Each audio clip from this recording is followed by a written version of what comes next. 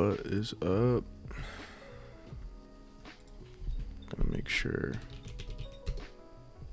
that stream is actually running. Okay. Alright, we're live. Sweet.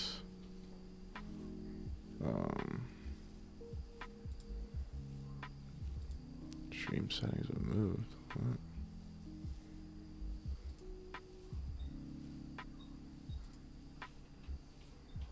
What about...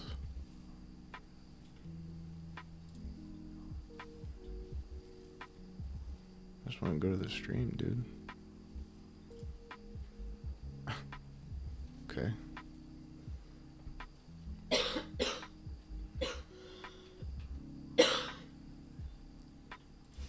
Am I supposed to see my stuff? Stream management.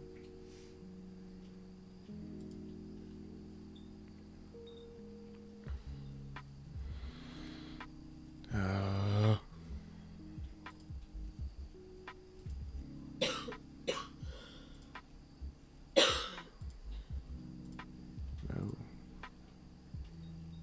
Details. There we go. Okay.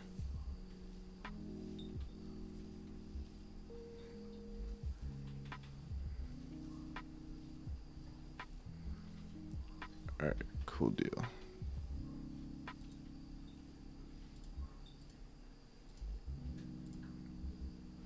It's crazy that it's dying right now, even though I have just normal latency. But yeah, that's a testament to how bad my internet is.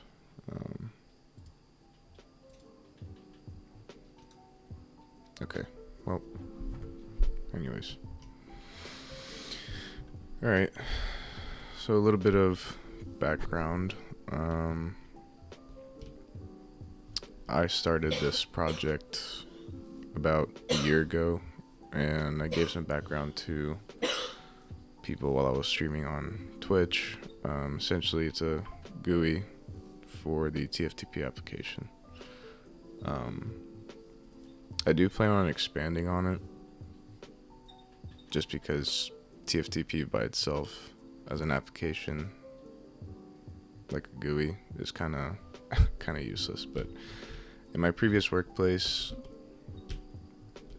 they had a GUI just because people didn't know how to use command line or terminal, whatever. So yeah, we pretty much at this point in time are finished. We do have to finish out the server component. We're using Dioxys, by the way.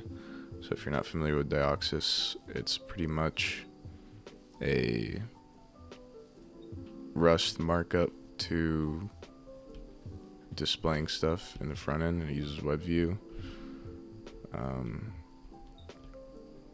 Very flexible framework. So far I haven't had troubles with it. I started in the beginning with Tari, but there was a bug specific to my operating system at the time,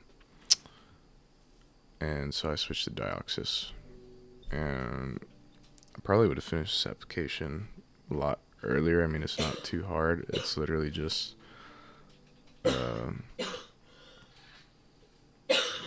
I encountered a learning curve, especially when I got to displaying directories, because at first I was using a directory tree, or just a generic tree, and I was trying to pass it to the front end, but because when you call functions in Dioxys, if you have it as a web setup, then there has to be a server and a client, and so passing server functions to the client, they must be serializable, and passing a reference counted ref cell, all that stuff is not supported. I ended up switching it to desktop because I didn't know what I was doing at the time, and I was able to pass it, but it didn't work. And then I just gave up on the idea and decided to just display one level directory at a time, just to make things simpler. So, but enough of that now. All right. So, where should we start?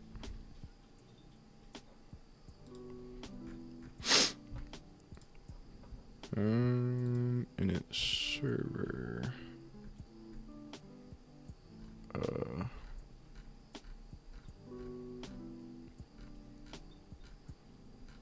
Don't really need to start there.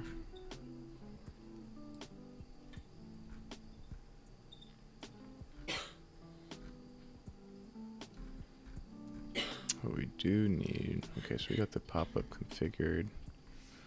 I guess a good place to start would be displaying the directories, because we already finished the functionality for getting directories in the Windows side of things. Let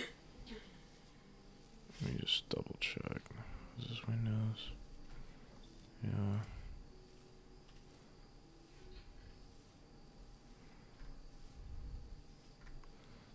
And then, yeah, because we already tested everything. Test, target, 6. And there should only be one test that's failing, and that's because of the network interfaces, I believe.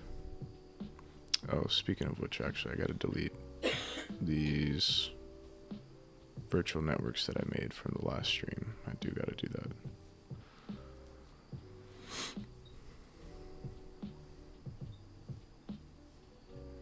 Okay, yeah, so one failed like I suspected. Returns, yep. Okay, so everything's good. I'm gonna go delete those interfaces first, though. Virt manager.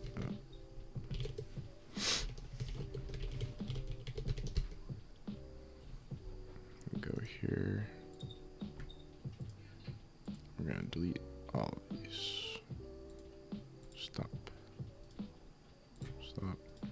Stop. Stop. Stop. Delete. Delete. Delete.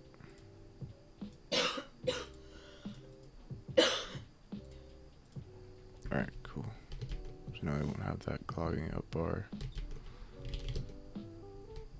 project either. Okay. Now let's double check over what tests are target gated, because there were a couple that I also needed to make tests for on Windows. It's fine. Yes, yes, yes. Turns correct directories. Yep. Yep. Yep. Yep. Yep. Yep. Yep. Yep. Okay. What about here? I believe we only made Linux tests. Handles, incorrect drive names.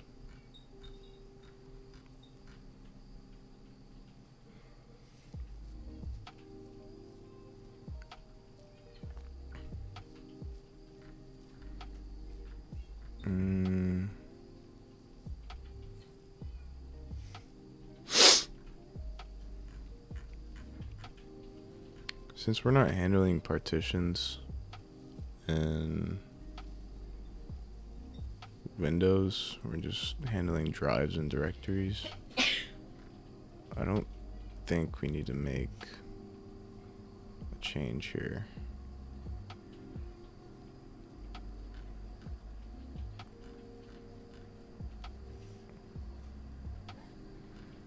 But let's go and look at the structure and see if we can think of anything.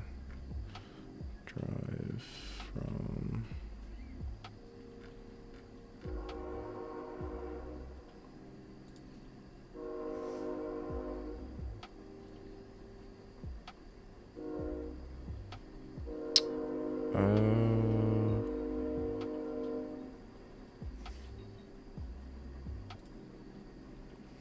storage devices.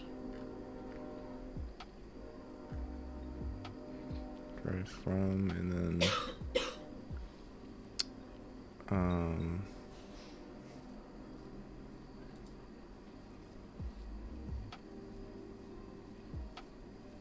okay, we already tested that.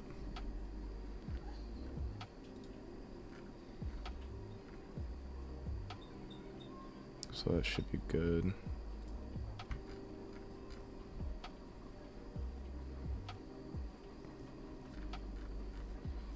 And then that should pretty much be it.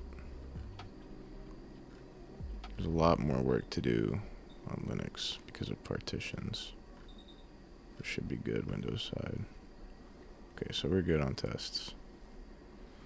So now we just do this.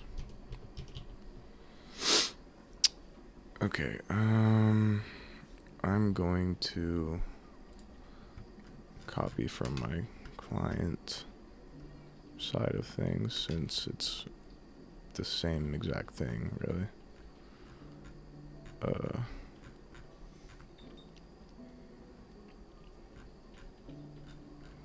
Okay.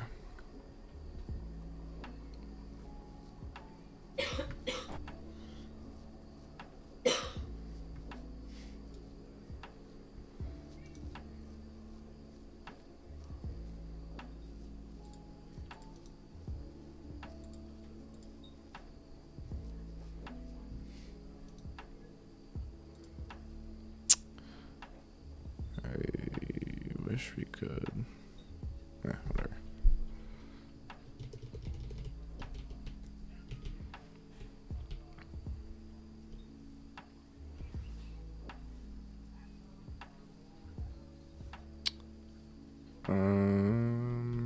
We do have to mention the pop-up style sheet. Yank that. Yoink. Paste. Then. Oh, we already have it. Nice. Let's see what errors we got. Type annotations needed. What do you mean?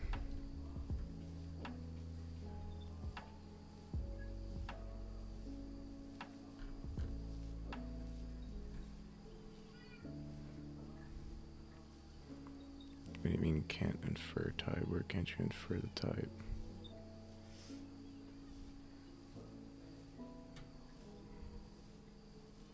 So we're missing bracket.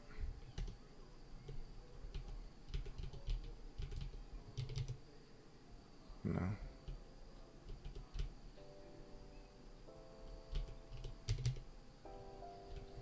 Yeah, that's all good. Let's look at the specific error and see. Oh, there we go. Cannot find value drive items. Not found in the scope. Okay, so then we just go down here. And drive items. And then, like I said, more or less the same thing the client, so can literally just use signal wrapped drive. Signal drive. So it's going to return an element. And we'll just copy the stuff from right here. And yes, we do need both Linux gated and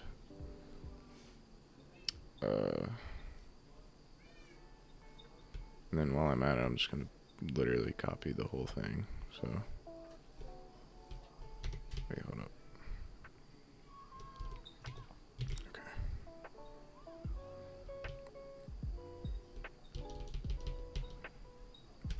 Yank that.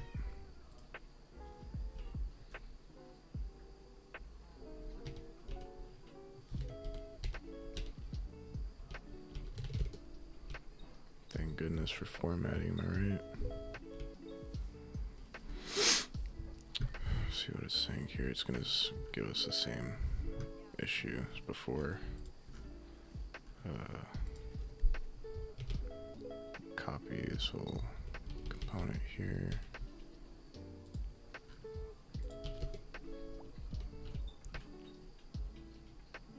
And then directories. Should already have all the structures we need to, so good there. Go down the end. Okay, should be good now. Yeah, it was that easy.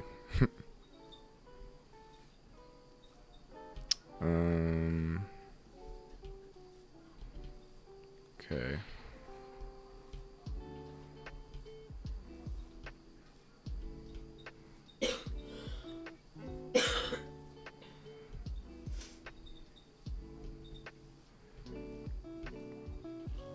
Oh, that was actually not bad at all. I don't know what's up with the formatting here though, but I'm not too worried about it.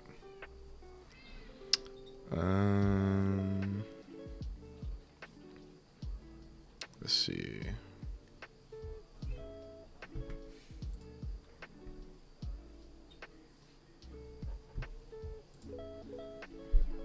See, I'm glad there's tab layouts in Sway. Pretty cool. I also started using Obsidian for notes because I don't know if anybody else has, I mean, I'm sure there's somebody that's encountered this, but there's always times in programming where I'll be doing something that I'm vaguely familiar with, like I've done it before, but I don't know exactly what to do, so then I have to retrace my steps, look up what I need to do, whatever it is. And honestly, that's a problem that I run into more often than not, unfortunately. And it bugs the living heck out of me, so I decided to start using Obsidian, start taking notes, specifically for like daily programming stuff. I either put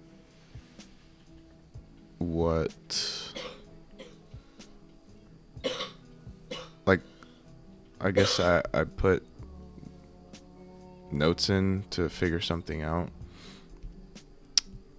but to be quite honest, I'm not really sure what I'm going to put, right? I mean, it's like, yeah, I can put what I accomplished or working out whatever, and then where I leave off, I guess.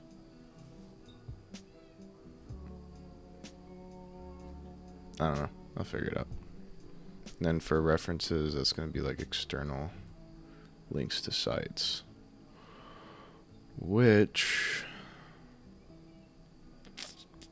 I don't know. We'll see. Okay.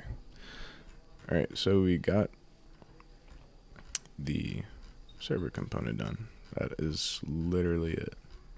As far as the pop-up goes, as far as the actual component,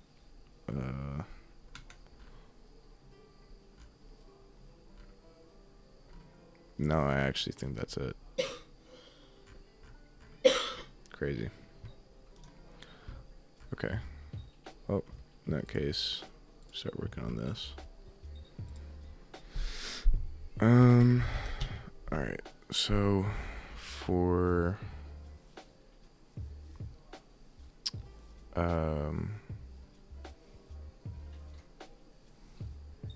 the server side, we literally just have what we're listening on, interface address.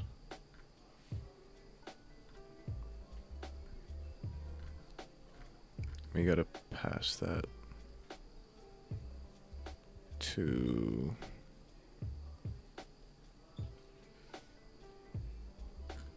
Oh, it already gets set here whenever we select the interface.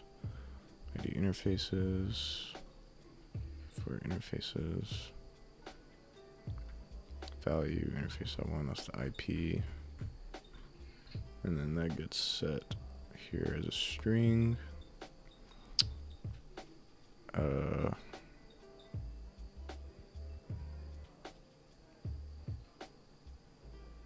Okay.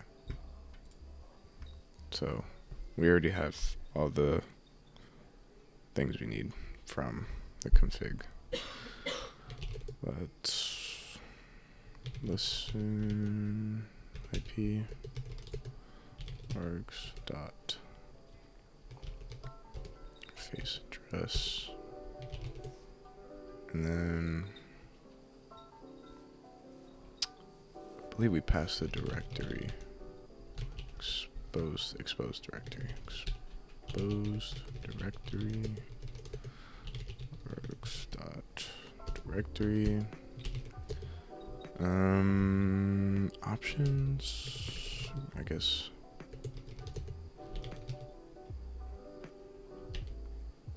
What would we even pass as options? Because the server is what determines. Oh no, yeah, I guess we would still need that because it determines what options are actually accepted and supported.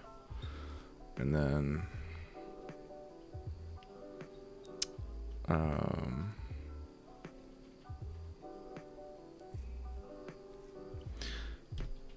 need to double check something.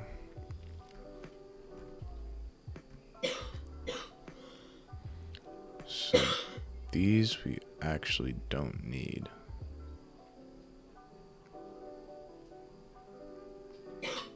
I guess we do, but we need to ignore the actual value of the option. We only need to see what is supported. So we'll keep it either way. I guess first thing we can do is exactly that. Go through the options and see what's supported. Well, that's going to be when the request is received. So, not to that point yet. Alright, and then we're going to create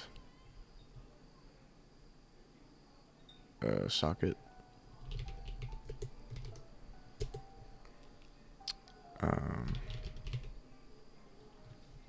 UDP socket is going to be UDP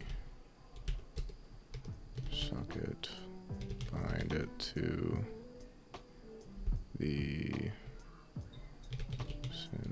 IP dot to socket address. What's that return again? Returns result.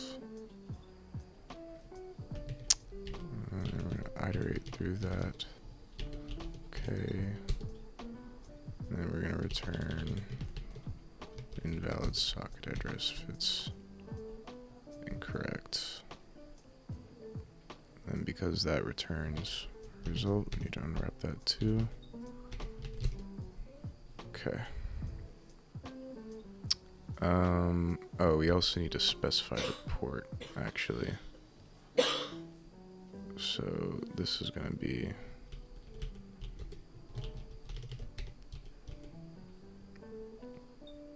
result. Okay. This is actually going to be within a format block. Why is there a comma there?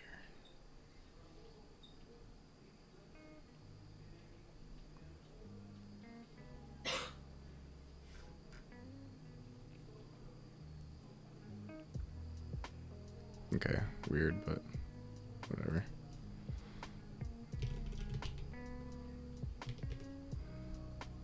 So format.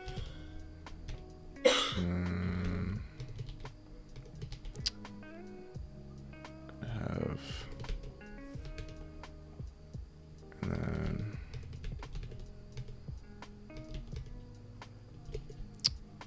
first argument be that. Second argument will be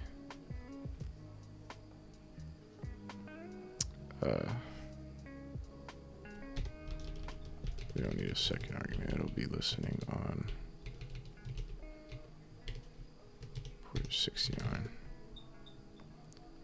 Okay. I actually did this different, I believe. No, I did the same thing. I'm not understanding why there's a comma though.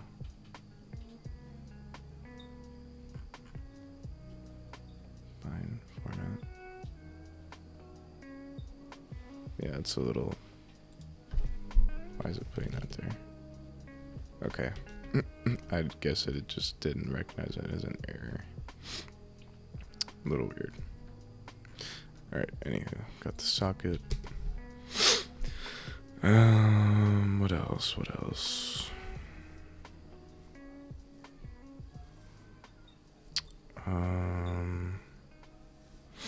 We need to get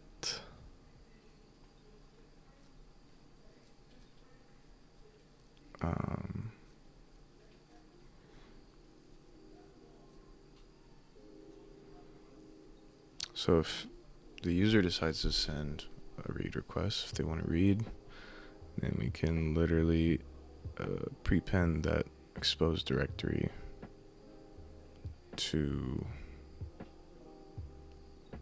whatever file we want to open, so that's fine. And then if they want to write, same thing.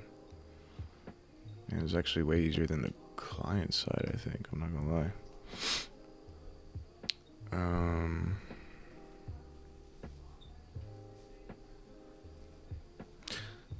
Okay.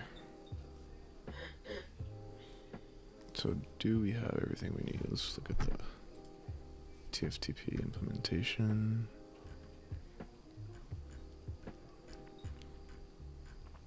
It's been a while since I worked on this project too. It's been a few days, so I gotta get caught back up. And then beforehand too, I've literally been spending the whole week pretty much getting the Windows target to work, but unfortunately,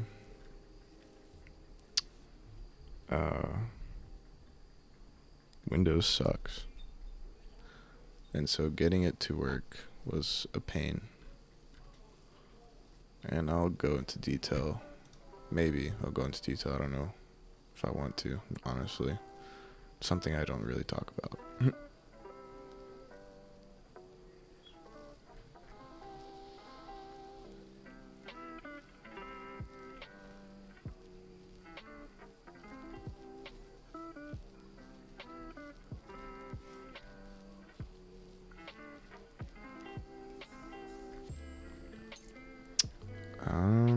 Yeah, I guess we can go ahead and start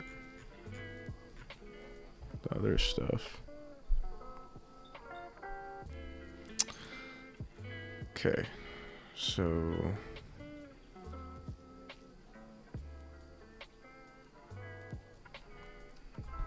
let's look at the UDP socket documentation.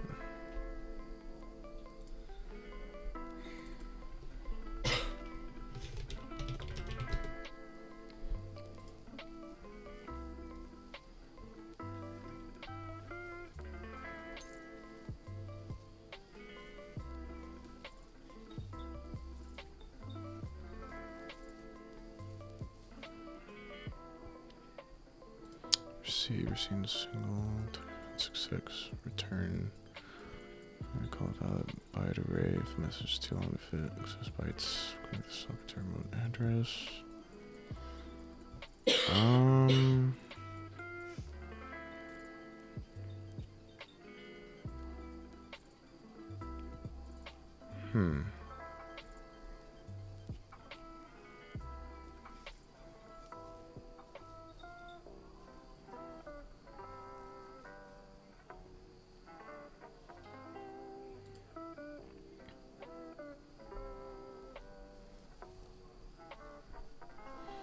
I'm not sure if that's like blocking though. I would think not, since it's not using any async statements. So that could be an issue. Maybe we can set a timeout, but I'm not sure if that's the right way to approach it.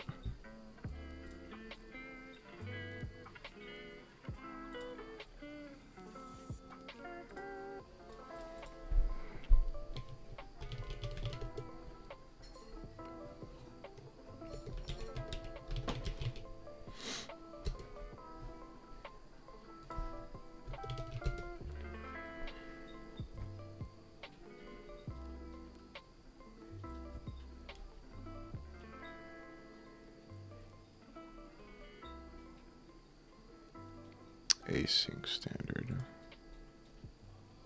Interesting. Didn't realize. What is that all about?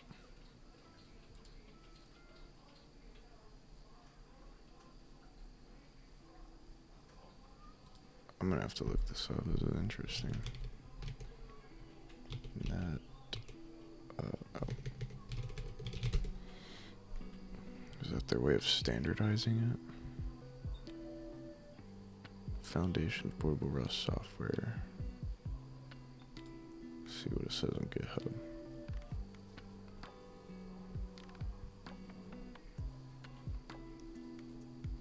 This was done a while ago. Async version of the Rust thing. Okay, demonstrate the value making layers school system, but async. I think it is. Execute libraries and libraries for asynchronous use in Rust ecosystem. I think there's around small rather than continue providing occasional maintenance of such when all users and all switch to small instead. Okay, let's see what this says.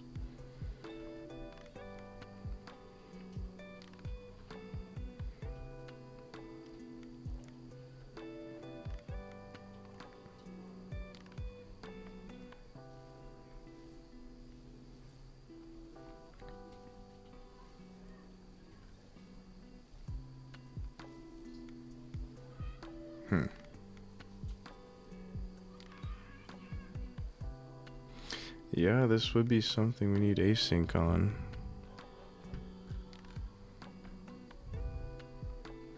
Should probably use it on the client side too, actually.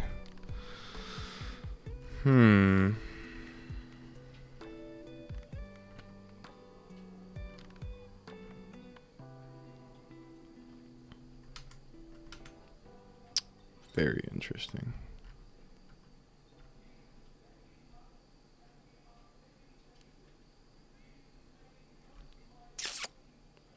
I'm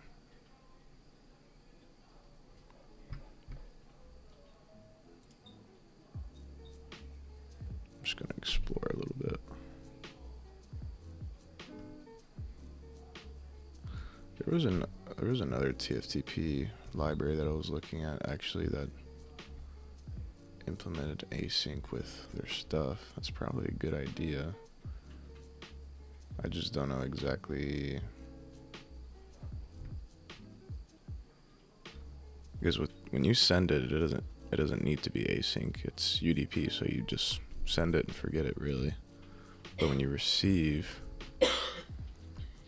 and on the client side, since we set a timeout, that's kind of like we don't need async because we set a timeout, so it doesn't matter.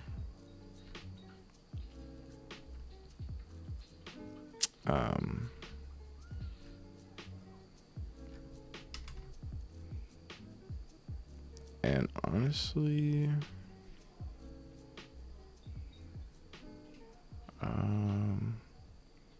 the thing is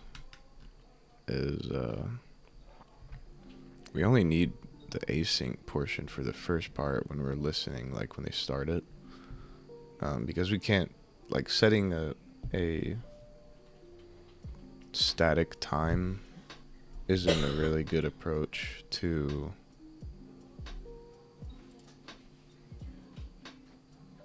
starting it and then waiting for somebody to send a packet, because it can always take longer than what you set. So, okay. So maybe we should use this. However, we already have, I think we already have Tokyo as one of our dependencies. So let's see. Derive more Tokyo. Yeah, we do have Tokyo. So we can literally just use Tokyo, honestly.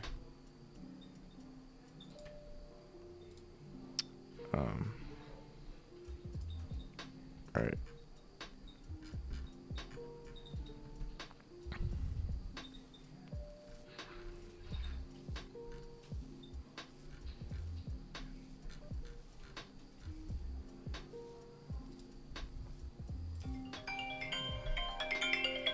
One second.